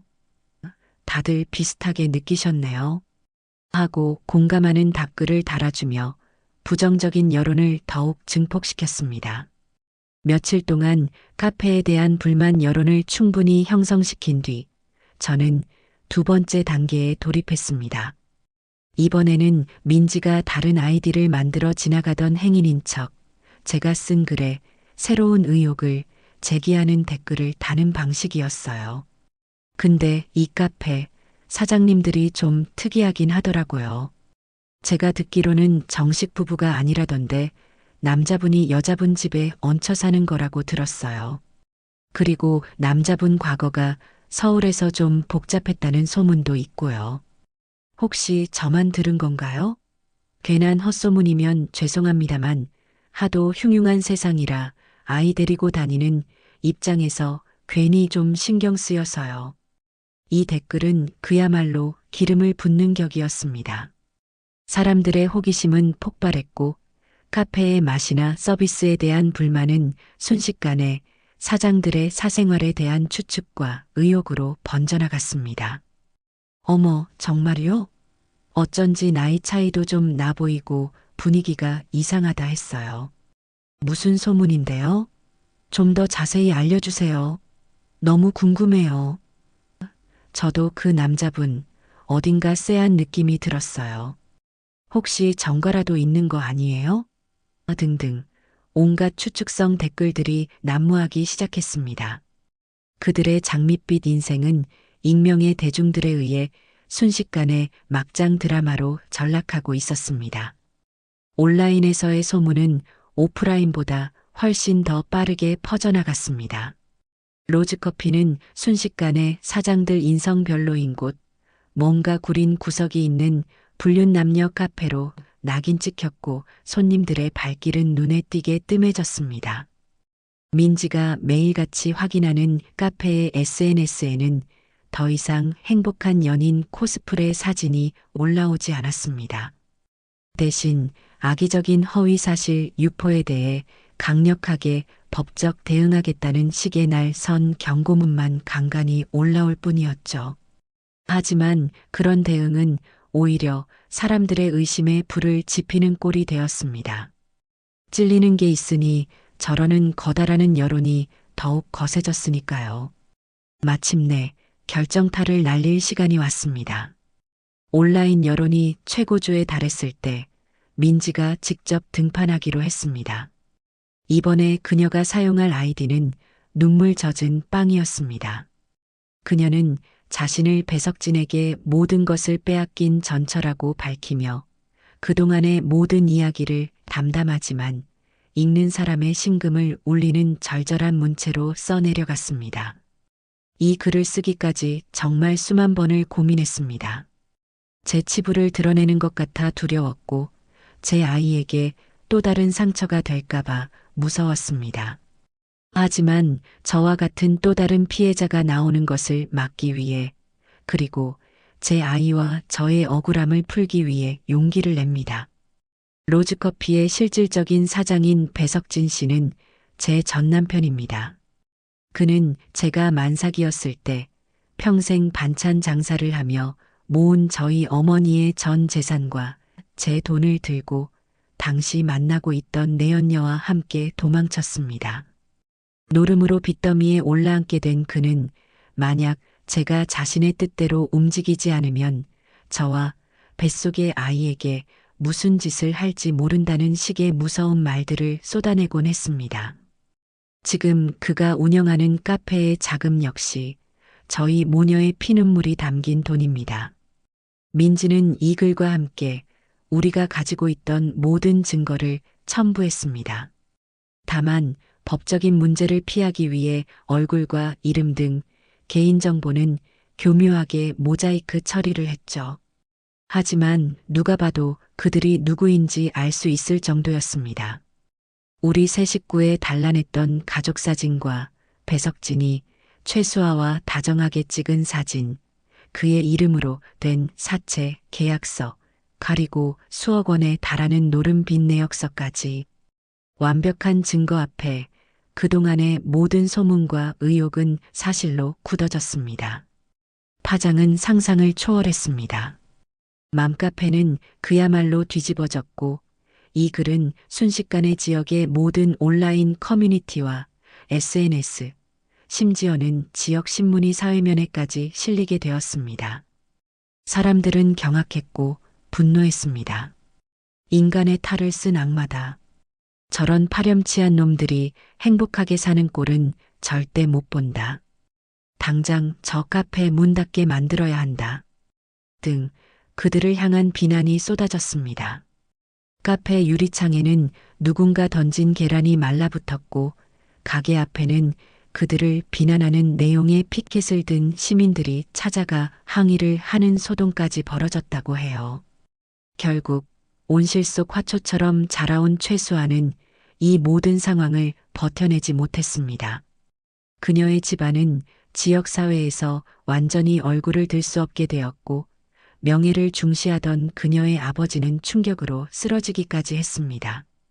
상간녀 사기꾼의 공범이라는 낙인은 그녀가 평생을 쌓아온 자존심과 허영심을 한순간에 무너뜨렸을 겁니다. 흥신소의 마지막 보고에 따르면 최수아는 배석진에게 남은 돈이라도 내놓으라며 처절하게 싸운 끝에 결국 그를 떠났다고 합니다. 그녀는 자신의 모든 SNS 계정을 삭제하기 전 저는 모든 사실을 몰랐습니다. 저 역시 그에게 속은 피해자입니다. 라는 짧은 글을 남기고 연기처럼 자취를 감추었습니다. 모든 것을 잃은 배석진은 텅 빈 카페에 혼자 남겨졌습니다. 돈도 여자도 그가 그토록 자랑스러워하던 거짓된 성공도 모두 잃고 빈털터리가 된 것이죠. 그리고 마침내 그에게서 전화가 걸려왔습니다. 3년 만에 제 번호를 누른 그의 목소리는 다급함과 분노, 그리고 절망으로 가득 차 있었습니다. 어머니, 어머니시죠? 지금 이게 다 어떻게 된 일이에요? 박민지, 그 악독한 여자가 꾸민 짓이죠? 그 여자가 제 인생을 또 망치고 있어요. 어머니, 제발 저 좀 도와주세요. 이대로는 저 정말 죽을 것 같아요. 제발요.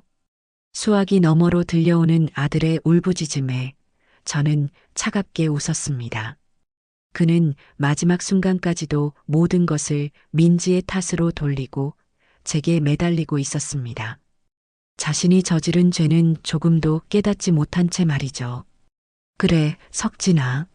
내 아들. 많이 힘들었겠구나. 얼마나 억울하고 분하겠니? 일단 진정하고 내가 있는 곳으로 오너라. 이 어미가 어떻게든 해결해 볼게. 우리 아들, 이렇게 무너지게 둘 수는 없지. 저는 최대한 다정하고 안쓰러운 목소리로 그를 위로했습니다. 제 연기에 완벽하게 속아 넘어간 그는 고맙다며 정말 어머니밖에 없다며 당장 서울로 올라오겠다고 했습니다. 저는 그와의 약속 장소를 정하며 조용히 옆에 있던 민지에게 눈짓을 보냈습니다. 이제 이 길고 긴 복수극의 마지막 막을 내릴 시간이었습니다. 심판의 시간이 마침내 다가오고 있었습니다. 수화기를 내려놓은 제 손이 파르르 떨리는 걸 멈출 수가 없었어요. 3년이라는 세월이 흘렀지만 제 귓가에 남은 아들의 목소리는 조금도 변하지 않았더군요. 자기 아니만을 위해 타인을 지옥으로 밀어넣는데 조금의 주저함도 없는 그 교활하고 이기적인 음색. 그 목소리를 다시 듣는 순간 제 마음 한구석에 신락같이 남아있던 모정이라는 감정의 마지막 불씨마저 차가운 재로 변해버렸습니다. 저는 더 이상 그의 어머니가 아니었어요. 저는 그저 그에게 인생을 송두리째 도둑맞은 피해자일 뿐이었죠. 제 옆에서 숨을 죽인 채 통화를 듣고 있던 민지가 하얗게 질린 얼굴로 다가와 제 어깨를 감쌌어요. 어머니 괜찮으세요? 손이 얼음장처럼 차가워요. 그녀의 따뜻한 온기가 전해져 오자 그제야 멈췄던 숨이 터져 나왔습니다. 저는 민지의 손을 마주 잡았습니다. 괜찮다, 아가. 괜찮고 말고. 이제야말로 이 지긋지긋한 악연을 내 손으로 끊어낼 수 있게 됐는데 뭐가 걱정이겠니? 하지만 그건 제 자신에게 거는 주문과도 같았어요. 솔직히 말해 저는 두려웠습니다. 내일 그 아이의 얼굴을 마주했을 때 또다시 마음이 약해져 버릴까봐. 그 눈물 어린 거짓 연기에 속아 이 모든 계획을 망쳐버리게 될까봐. 제 안에 도사리고 있는 제 자신을 저는 믿을 수가 없었습니다. 그날 밤 우리 세 식구가 사는 작은 방에는 무거운 침묵과 긴장이 감돌았습니다. 민지는 저를 위해 따뜻한 대추차를 끓여왔고 우리는 식탁에 마주 앉아 말없이 차만 마셨죠. 잠든 소미의 고른 숨소리만이 이따금씩 정적을 깨뜨렸어요. 한참의 침묵 끝에 제가 먼저 입을 열었습니다. 민지야, 내가 잘 해낼 수 있을까? 제 나약한 질문에 민지는 조용히 제 손 위로 자신의 손을 포겠어요. 어머니는 세상에서 가장 강한 분이세요. 저 혼자였다면 아마 전 아직도 어딘가에서 숨어 살고 있었을 거예요. 어머니가 계셨기에 여기까지 올 수 있었어요. 그러니 내일도 분명 어머니는 가장 현명한 판단을 하실 거예요. 어머니 옆에는 제가 있고 소미가 있고 또 하늘에 계신 아버님께서도 힘을 주실 테니까요. 그녀의 말에는 사람의 마음을 움직이는 강한 힘이 있었어요. 하지만 저는 여전히 불안한 마음을 떨칠 수가 없었죠. 무섭다. 내가 그놈 얼굴을 보고 또 예전처럼 마음이 약해질까봐. 내 아들이라고 또 가여운 마음이 들어 모든 걸 망쳐버릴까봐. 내가 나를 못 믿겠다, 민지야. 제 솔직한 고백에 민지는 저를 가만히 안아주었습니다. 아니에요, 어머니. 어머니는 세상에서 가장 강한 분이세요.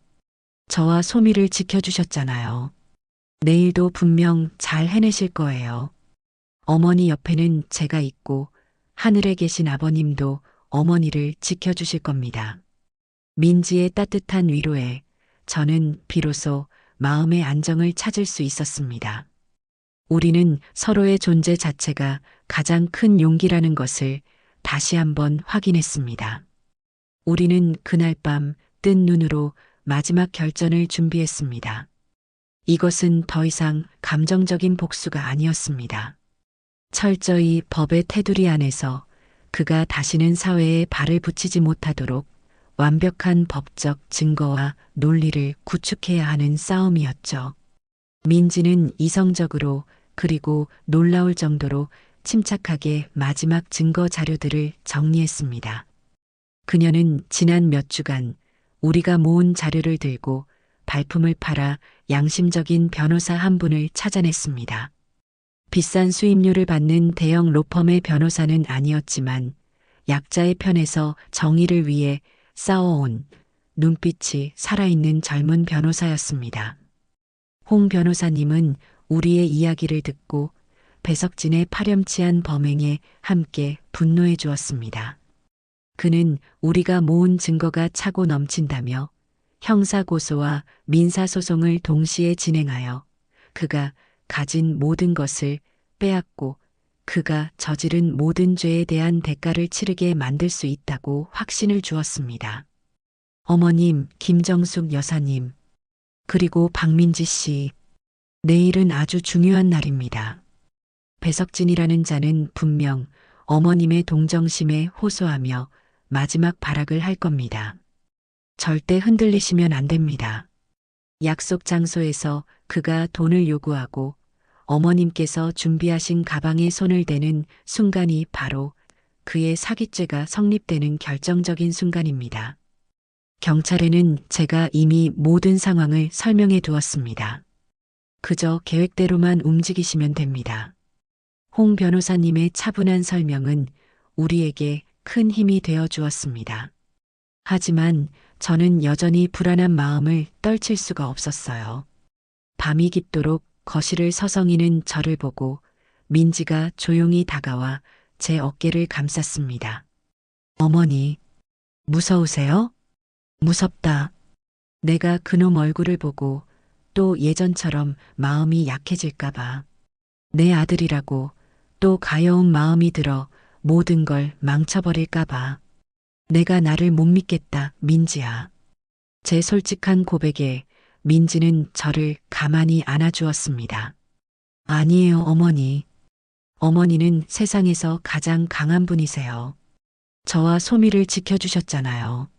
내일도 분명 잘 해내실 거예요. 어머니 옆에는 제가 있고 하늘에 계신 아버님도 어머니를 지켜주실 겁니다. 민지의 따뜻한 위로에 저는 비로소 마음의 안정을 찾을 수 있었습니다. 우리는 서로의 존재 자체가 가장 큰 용기라는 것을 다시 한번 확인했습니다. 다음 날 약속 시간이 다가오자 저는 옷장 깊숙이 넣어두었던 가장 낡고해진 스웨터를 꺼내 입었습니다. 거울 앞에 선 제 모습은 영락없는 세상 풍파에 찌들어 모든 것을 잃어버린 가련한 노파의 모습이었죠. 민지는 제 손에 신문지를 가득 채운 묵직한 가방을 들려주며 제 손을 두 손으로 꼭 잡아주었습니다. 어머니, 할 수 있어요. 그 눈빛을 보며 저는 마지막 결의를 다졌습니다. 약속 장소인 서울역 근처의 카페는 생각보다 사람들로 붐볐습니다. 저는 홍 변호사님이 일러준 대로 카페의 가장 안쪽 CCTV가 잘 보이는 창가 자리에 앉았습니다. 이미 카페 안에는 손님으로 위장한 형사님들이 곳곳에 자리를 잡고 있었어요. 저는 애써 태어난 척 메뉴판을 들여다보았지만 쿵쾅거리는 심장 소리가 제 귀에까지 들리는 듯 했습니다. 약속 시간인 오후 2시 정각. 카페 문이 열리며 마침내 배석진이 모습을 드러냈습니다. 며칠 만에 본 그의 몰골은 그야말로 처참했습니다. 수염은 덥수룩하게 자라 있었고 기름때에 전 머리카락, 초점을 잃고 불안하게 흔들리는 눈동자. 그는 더 이상 제가 알던 번듯하고 잘생긴 제 아들이 아니었습니다. 욕망과 거짓으로 자신을 좀먹어버린 낯설고 추악한 괴물이 서 있을 뿐이었죠. 그는 카페 안을 짐승처럼 훑어보다가 창가에 앉은 저를 발견하고는 얼굴에 희색을 띠며 다가왔습니다. 어머니, 여기 계셨군요. 제가 얼마나 찾아다녔는지 아세요?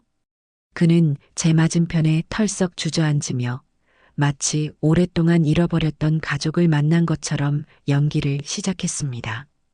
어머니, 정말 저 이대로는 못 살아요. 그 여자 때문에 제 인생이 제 모든 것이 망가졌어요. 제가 뭘 그렇게 잘못했습니까? 그냥 사람을 좀 믿고 사랑한 죄밖에 없는데. 그는 제 손을 잡으려 했지만 저는 찻잔을 드는 척 슬쩍 피했습니다. 그의 더러운 손이 제게 닿는 것조차 소름 끼치게 싫었습니다. 그래, 고생 많았다. 일단 물부터 마셔라. 저는 최대한 감정을 배제한 목소리로 말했습니다. 그는 제 태도가 조금 차갑다고 느꼈는지 잠시 저를 의심의 눈초리로 쳐다보았지만 이내 테이블 위에 놓인 제 낡은 가방을 보고는 표정이 환하게 바뀌었습니다. 그의 시선은 오직 돈 가방에만 고정되어 있었죠. 어머니, 그래서 제가 부탁드렸던 건 그가 노골적으로 돈 이야기를 꺼내는 순간 저는 마음속으로 카운트다운을 시작했습니다. 셋, 둘, 하나. 석진아. 제가 그의 이름을 부르자 그의 시선이 제게로 향했습니다. 너는 단 한 번이라도 진심으로 미안했던 적이 있느냐? 네, 그게 무슨... 저는 어머니께 늘 죄송한 마음뿐이죠. 제가 못나서 어머니까지 고생시키고, 아니, 나한테 말고, 너 때문에 인생을 송두리째 빼앗겨버린 민지와 태어나자마자 아비에게 버림받은 내 딸 소미에게 말이다. 제 입에서 민지와 소미의 이름이 나오자 배석진의 얼굴이 싸늘하게 굳어졌습니다. 어머니, 지금 와서 그 여자 얘기를 왜 하십니까? 모든 건 그 여자 때문에 시작된 일이라고요. 그는 마지막까지 조금의 반성도 없이 모든 것을 민지의 탓으로 돌렸습니다. 바로 그 순간이었습니다. 카페 문이 조용히 열리고 민지가 안으로 들어섰습니다. 3년 전 그가 매정하게 버렸던 바로 그 모습처럼, 하지만 그때와는 비교할 수 없을 만큼 강하고 단단한 눈빛으로. 민지는 성큼성큼 우리 테이블로 걸어왔습니다.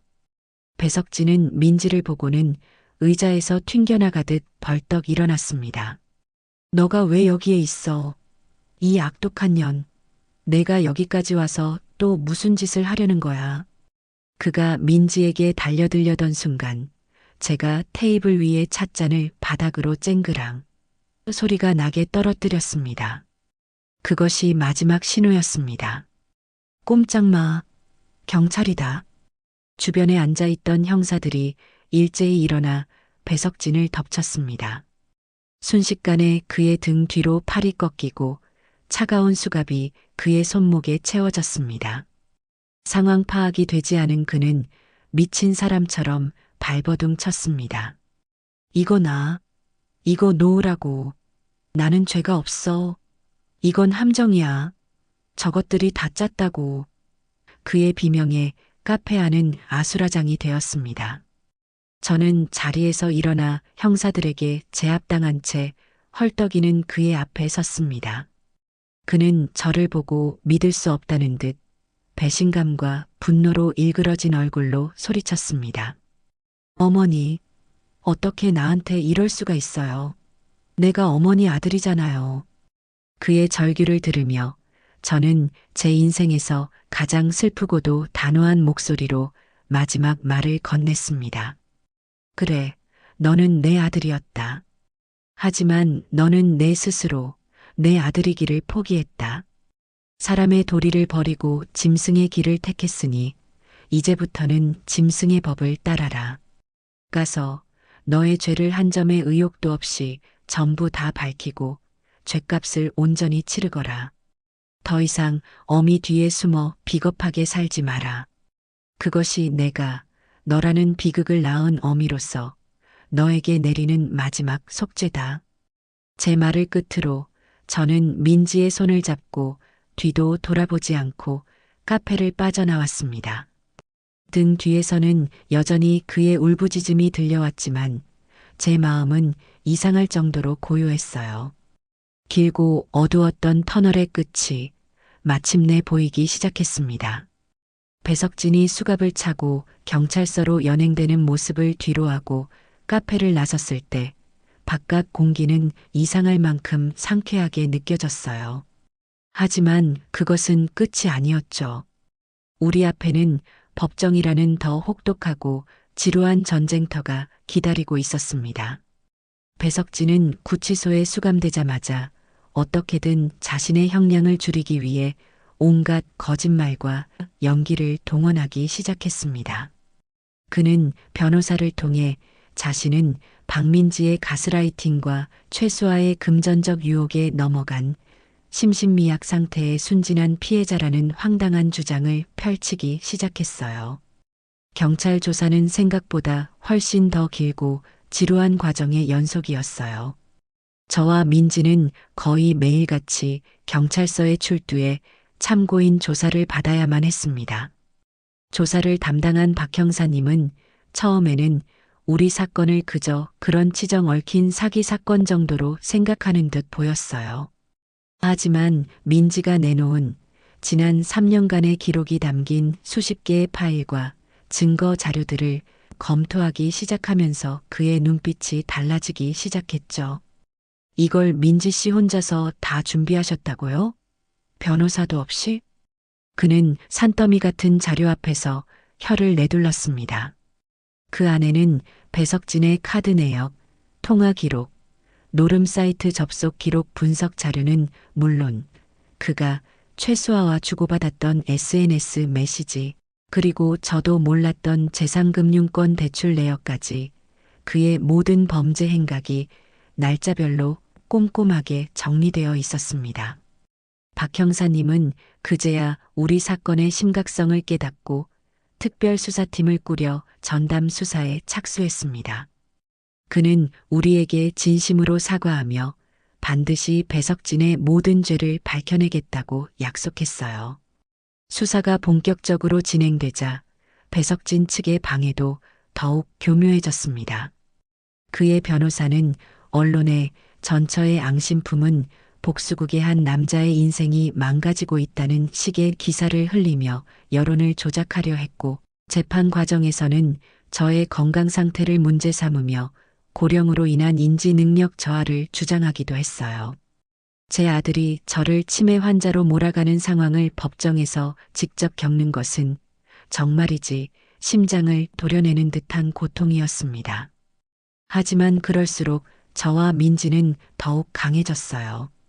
홍 변호사님은 상대 측의 모든 주장을 법리적으로 완벽하게 반박했고, 우리는 지칠 때마다 서로의 등을 토닥이며 힘이 되어 주었습니다. 수사 과정에서 새로운 사실들이 속속 드러나기도 했어요. 배석진이 제 명의를 도용해 빌린 돈이 사채뿐만이 아니라는 사실이 밝혀진 겁니다. 그는 보험사에 있던 제 노후 보험까지 해약했고, 심지어는 제가 살던 집을 담보로 거액의 대출까지 받아놓은 상태였어요. 만약 우리가 그를 막지 못했다면 저는 길거리에 나앉는 것은 물론 평생 갚아도 못 갚을 빚더미에 올라앉을 뻔했던 거죠. 최수아에 대한 조사 역시 강도 높게 진행되었습니다. 그녀는 마지막까지 자신은 피해자라고 주장했지만 경찰이 그녀의 계좌로 흘러들어간 자금 내역과 그녀가 배석진의 범죄 사실을 인지하고 있었다는 증거들을 제시하자 결국 모든 것을 자백할 수밖에 없었습니다. 그녀는 자신의 형량을 조금이라도 줄이기 위해 배석진의 추가 범행까지 술술 불기 시작했죠. 그녀의 진술 덕분에 우리는 배석진이 숨겨두었던 또 다른 차명 계좌의 존재까지 밝혀낼 수 있었습니다. 한때는 서로 사랑을 속삭였을 두 사람이 이제는 서로의 죄를 폭로하며 함께 파멸의 길로 걸어가고 있는 모습은 그야말로 한편의 비극적인 희극 같았어요. 몇 달에 걸친 지루한 공방 끝에 마침내 최종 선고 공판일이 다가왔습니다. 그날 법정은 이례적으로 많은 방청객과 기자들로 가득 차 있었어요. 우리 사건이 언론에 몇 번 보도되면서 세간의 관심이 집중되었기 때문이었죠. 피고인석에 선 배석진의 얼굴은 하얗게 질려 있었습니다. 판사님은 판결문을 읽어 내려가기 전에 이례적으로 자신의 소회를 먼저 밝혔습니다. 본 재판부는 이 사건을 심리하며 인간의 욕심과 배신이 한 가정을 어디까지 파괴할 수 있는지에 대해 깊은 고뇌와 참담함을 느꼈습니다. 특히 자신의 어머니와 아내, 그리고 갓 태어난 자식에게까지 평생 씻을 수 없는 상처를 입힌 피고인의 죄질은 그 어떤 범죄보다 악랄하다고 판단됩니다. 그리고 마침내 판결이 내려졌습니다. 이에 재판부는 피고인 배석진에게 특정 경제범죄 가중처벌 등에 관한 법률 위반 사기, 횡령, 사문서 위조 등의 혐의를 모두 유죄로 인정하여 법정 최고형에 가까운 징역 15년을 선고한다. 징역 15년. 제 귀를 의심했습니다. 예상했던 것보다 훨씬 더 무거운 형량이었습니다. 법정은 순간 정적에 휩싸였고 이내 배석진이 판사님, 잘못했습니다. 제가 정말 잘못했습니다. 라며 뒤늦은 후회의 절규를 터뜨렸지만 법정 경위들은 냉정하게 그의 입을 막고 그를 끌고 나갔습니다. 저는 그 모습을 보며 눈물을 흘리는 대신 조용히 눈을 감았습니다. 이것이 바로 우리가 원했던 정의의 모습이었습니다. 형사 재판이 끝나자마자 우리는 곧바로 민사소송을 진행했습니다. 이미 유죄 판결이 난 상태라 소송은 일사천리로 진행되었어요. 법원은 배석진과 최수아의 명의로 된 모든 재산을 처분하여 우리의 피해액을 배상하라는 판결을 내렸고 제 명의로 된 모든 부채 역시 존재하지 않음을 공식적으로 확인해 주었습니다. 모든 법적 절차가 끝나고 홍 변호사님 사무실에서 마지막 서류를 받아들던 날이 아직도 생생해요. 홍 변호사님은 수임료도 받지 않겠다며 오히려 저희에게 작은 봉투 하나를 내밀었습니다. 어머님, 민지 씨. 두 분은 우리 사회에 아직 정의가 살아있다는 것을 보여주셨습니다. 이건 제 개인적인 마음입니다. 소미 양 맛있는 거 사주세요. 그 따뜻한 마음에 저와 민지는 또 한 번 눈물을 쏟고 말았습니다. 세상에는 배석진 같은 악마만 있는 것이 아니었어요. 우리 주변에는 이렇게 따뜻한 마음을 가진 좋은 사람들이 훨씬 더 많다는 것을 우리는 이 길고 힘든 싸움을 통해 깨닫게 되었습니다. 우리는 비로소 과거의 모든 족쇄를 끊어내고 진짜 새로운 삶을 향해 한 걸음 내디딜 준비를 마친 것이었습니다. 모든 법적 싸움이 끝나고 일상으로 돌아왔을 때 처음 며칠은 마치 긴 꿈에서 깨어난 것처럼 멍했어요. 지난 몇 년간 오직 배석진과의 싸움에만 모든 신경을 곤두세우고 살았던 터라 갑자기 찾아온 평화가 오히려 낯설게 느껴질 정도였죠. 저와 민지는 며칠 동안 아무것도 하지 않고 그저 소미를 끌어안고 잠만 잤던 것 같아요. 그동안의 피로와 긴장이 한꺼번에 몰려왔지만 한편으로는 제 인생에 다시 없을 깊은 평온을 느끼는 시간이기도 했습니다. 몸과 마음이 어느 정도 회복되자 우리 주변의 세상이 조금씩 달라져 보이기 시작했어요. 가장 큰 변화는 역시 사람들이었죠. 시장에 가면 예전에는 저를 슬슬 피하거나 동정 어린 눈으로 쳐다보던 상인들이 이제는 마치 개선장군을 맞이하듯 저를 반겨주었어요.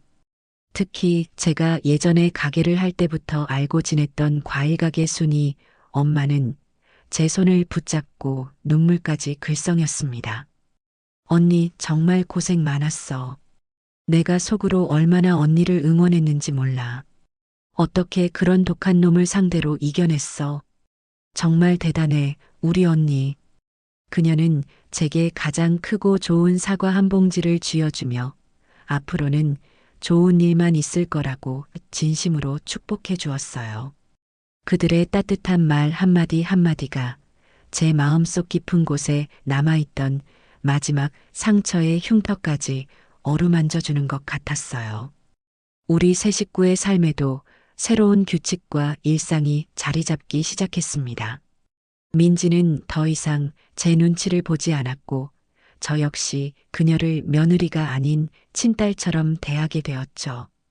우리는 아침마다 함께 식탁에 앉아 그날의 계획을 세웠고 저녁에는 소파에 나란히 앉아 드라마를 보며 웃고 울었어요.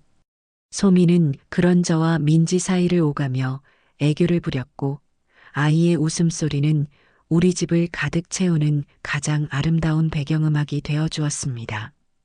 그러던 어느 날 민지가 조심스럽게 제게 제안을 해왔어요. 어머니, 우리 다시 시작해보는 거 어때요? 어머니의 손맛과 제 젊음을 합치면 분명 멋진 일을 해낼 수 있을 거예요. 저는 처음에는 손사래를 쳤습니다. 내가 이 나이에 무슨, 그냥 이렇게 소미나 돌보면서 조용히 사는 게 내 복이지. 하지만 민지는 포기하지 않았어요. 그녀는 며칠 밤낮으로 사업 계획서를 만들어 제게 보여주었습니다. 거기에는 우리가 가진 자본으로 시작할 수 있는 작은 반찬 가게의 컨셉부터 고객층 분석, 메뉴 개발 계획까지 그녀의 꼼꼼하고 야무진 성격이 고스란히 담겨 있었죠. 그녀의 빛나는 눈동자와 열정을 보며 제 마음속에서도 잊고 있던 작은 불씨가 다시 타오르기 시작했어요. 그래, 나 아직 죽지 않았어. 나도 아직 무언가를 할 수 있어. 저는 마침내 민지의 제안을 받아들이기로 했습니다. 우리가 함께 만들어갈 새로운 꿈을 꾸기 시작한 것이죠. 가게를 준비하는 과정은 생각보다 훨씬 더 즐거웠습니다. 우리는 함께 발품을 팔아 동네 시장 근처의 아담한 가게를 얻었고 페인트 냄새를 맡아가며 직접 가게를 꾸몄습니다. 가게 이름은 뭘로 할까 한참을 고민하다가 소미가 할머니랑 엄마랑 같이 라고 외치는 말에 아이디어를 얻어 정담 엄마와 딸의 정을 담은 부엌이라고 지었어요. 우리의 이야기가 담긴 아주 마음에 드는 이름이었죠. 가게 개업일 우리는 동네 사람들을 모두 초대해 작은 잔치를 열었습니다. 홍 변호사님과 김 대리님 그리고 박 형사님까지 시간을 내어 찾아와 우리의 새로운 출발을 축하해 주었어요. 그동안 우리를 응원해 주었던 모든 이들과 함께 음식을 나누어 먹으며 저는 진정한 행복이 무엇인지를 다시 한번 깨달았습니다. 그것은 많은 돈이나 큰 명예가 아니라 이처럼 좋은 사람들과 함께 웃으며 따뜻한 정을 나누는 아주 평범한 순간들이라는 것을요. 가게는 금세 동네의 명물이 되었습니다. 제 손맛이 담긴 반찬은 날개 돋친 듯 팔려나갔고 민지의 깔끔하고 세련된 포장과 친절한 서비스는 젊은 엄마들 사이에서 큰 인기를 끌었죠. 우리는 매일같이 새벽부터 밤늦게까지 일해야 했지만 단 하루도 힘들다고 생각한 적이 없었어요. 정직하게 흘린 땀으로 우리의 삶을 꾸려나간다는 것이 얼마나 보람있고 신성한 일인지를 우리는 매일같이 느끼고 있었으니까요. 시간이 흘러 소미가 초등학교에 입학하던 날이 왔습니다. 저는 곱게 한복을 차려입고 민지는 가장 예쁜 원피스를 입고 소미의 손을 잡고 학교로 향했어요. 교문에 들어서는 소미의 작은 뒷모습을 보며 저와 민지는 또 한 번 눈시울을 붉혔습니다. 3년 전 그 끔찍했던 밤에 쫓기듯 도망쳐야 했던 민지와 그 아이를 지키기 위해 모든 것을 걸었던 지난 시간들이 주마등처럼 스쳐 지나갔습니다. 입학식을 마치고 우리는 소미가 가장 좋아하는 짜장면을 먹으러 갔습니다. 짜장 소스를 입가에 잔뜩 묻히고도 마냥 행복하게 웃는 아이의 모습을 보며 저는 문득 깨달았습니다. 제 인생을 송두리째 흔들었던 그 지독한 태풍은 어쩌면 제게 가장 소중한 것들을 남겨주기 위해 불어왔던 것일지도 모른다고요. 저는 그 태풍 속에서 모든 것을 잃었지만 결국에는 세상과 바꿀 수 없는 진짜 보물들을 얻었으니까요. 제 옆에는 이제 세상 누구보다 든든한 딸 민지가 있고 제 앞에는 제 삶의 이유이자 미래인 손녀 소미가 환하게 웃고 있었습니다. 저녁 노을이 붉게 물드는 집으로 돌아오는 길, 저는 민지와 소미의 손을 꼭 잡았습니다. 우리는 이제 그 어떤 시련이 닥쳐와도 두렵지 않을 겁니다. 서로의 손을 놓지 않는 한 우리는 언제나 함께 이겨낼 수 있을 테니까요. 제 인생의 길고 어두웠던 밤은 이제 완전히 끝났어요. 이제 우리 세 사람 앞에는 따뜻하고 찬란한 아침 햇살만이 가득할 것입니다.